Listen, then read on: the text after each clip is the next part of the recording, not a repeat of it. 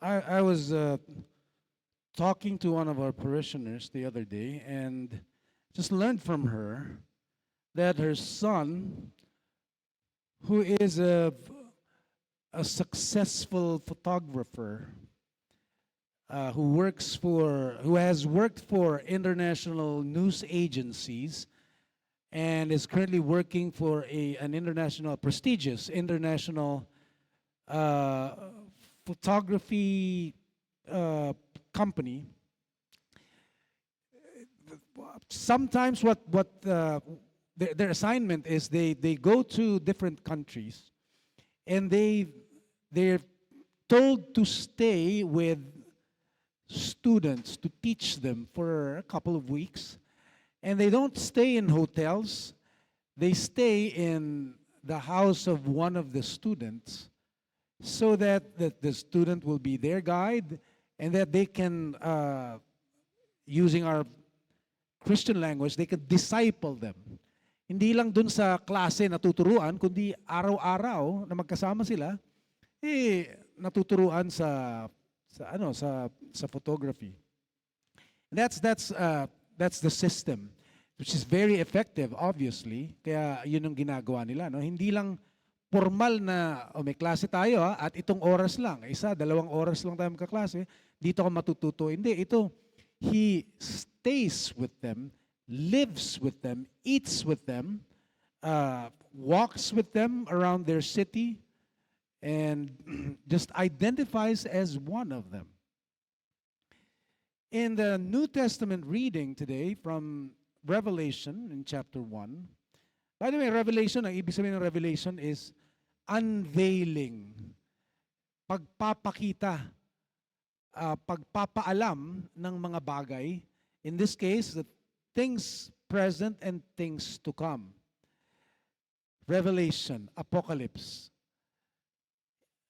Merong doon pinakita, doon sa reading ngayon, meron doon binabanggit si John na 7 golden lampstands at saka 7 stars. Yun yung ano niya, yung nakita niya na pangitain. And then, sabi niya, itong 7 lampstands at saka 7 stars, yung lampstands, ito daw yung mga simbahan. Mga simbahan daw to na nagre-represent ng kabuuan ng buong simbahan, the body of Christ. Yung 7 stars daw, angels. Ang angel, ibig sabihin yan, messenger. Tumutukoy yan dun sa mga leader ng mga simbahan. Kasi ang leader, ang totoo naman papel ng mga leader, messenger. Messenger. Ang papel ko bilang leader, taga-hatid ng kung ano yung bilin, kung ano yung gustong sabihin ng Panginoon sa mga tao. Kaya nga, ang mga leader kailangan na nakikinig sa boses ng Panginoon palagi. Yun ang trabaho ng leader. Because we're messengers. We don't have an original message that comes from us.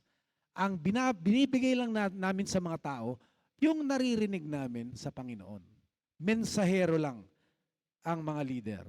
Yun ang kailangan maintindihan ng bawat leader at ng mga tao. Anyway, itong mga simbahan na to at itong mga leader na to, they're not without flaws. They're not without their weaknesses. Hindi sila perpekto. Ang totoo niyan, in the next couple of chapters, si Jesus, actually sinermonan sila, hindi ba? He corrected them in the next couple of chapters because they're not perfect. They're not perfect. But, sabi ni John, may nakita din daw siya sa kalagitnaan ng 7 lampstands at saka 7 stars, andun daw yung anak ng Diyos o anak ng tao, which is Jesus Christ Himself. He is right in the midst of them. Parang yung binanggit ko kaninang anak ng parishioner natin, na photographer, hindi lang siya with us on our side. Hindi. Nagkatawang tao siya.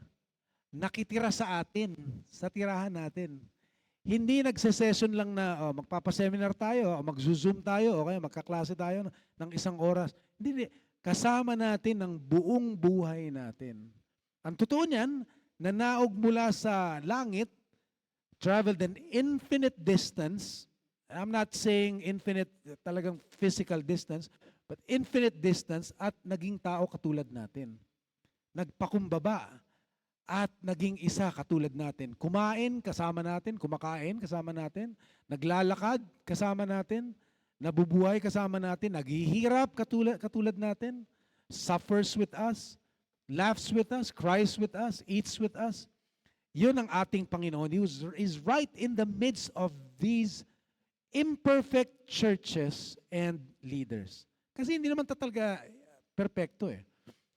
Ang pinapakita nga sa ating larawan at ilustrasyon sa gospel, tayo daw yung simbahan at saka yung mga leader ng simbahan na nire-representa ng mga disipulo, para tayo nasa isang bangka.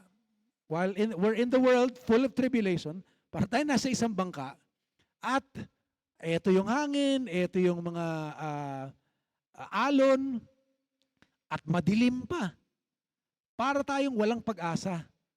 Pero nandun sa bangka mismo ang ating Panginoon. At sinasabi sa atin minsan, pag nawalan tayo ng pananampalataya, where is your faith? Andi dito ko, hindi ko kayo papabayaan. Alam niyo mangyayari? Pag napuno ng tubig yung bangka, ano mangyayari? Lulubog yung bangka. Malulunod kayo. Ako, tao na rin ako di ba? Our God is human. Pag kayo nalunod at hindi kayo makahinga sa ilalim ng tubig, ako rin, ganun din ang mangyayari sa akin. Sasamahan ko kayo kung anong papagdaanan ninyo. Yung mga alon, tumatalsik, nababasa tayo, pero hindi ko papabayaan na malunod tayo. Kasi nandito ako Yung buhay ko, poprotektahan ko, katulad ng pagprotekta ko sa buhay ninyo. Hindi ko papabayaan yan. So that's the message to us. In our weaknesses, in our imperfections, in our struggles, God is with us. God is one of us. Sabi ng isang kanta, what if God was one of us? Just a slob like one of us. You know what? God is one of us. He is human. He's human. And the reason He's human is so that He can heal our humanity. He can strengthen our humanity. He can energize our humanity. He can correct our humanity. Sabi ng isang church father, God became human so that He can show us a new way of being human. Ang akala kasi natin, ang pagiging Kristiyano, ang kaligtasan, pag namatay tayo, habang buhay na tayong espiritu, patay, espiritu sa langit. Hindi. Ang sabi nitong church father, kaya nagkatawang tao si Kristo para ipakita sa atin kung papaano mamuhay ang tao. Kasi ang pamumuhay natin ngayon, mali. Dahil tayo makasalanan. Ang ipinapakita sa atin ng Panginoon ay yung pagiging tunay na tao na originally dinisenyo niya para sa tao. Kaya tayo, we will one day, like Jesus resurrected, we will one day also resurrect so that we can from then on live the way humans are supposed to live according to God's intention. Tuturuan niya tayo at hindi lang niya tayo tuturuan at tinuturuan, binibigyan pa niya tayo ng lakas, ng biyaya, ng grasya para magampanan yung dapat nating gampanan. Kasi isipin natin, kaya ba natin yan? Kaya ba nating maging katulad ni Jesus na nagkatawang tao at pinakita sa atin kung paano mamuhay ng tama ang tao? Kaya ba natin yan? Hindi natin kaya sa sarili lang natin. Kaya nga niya tayo binibigyan ng biyaya. Kaya nga mamaya tayo ay magtatanggap ng kanyang katawan at dugo. Kasi hindi lang niya pinapakita sa atin ang tamang daan, binibigyan din niya tayo ng kalakasan, ng biyaya, para makasunod tayo sa Kanya. Dahil hindi madaling sumunod sa Kanya.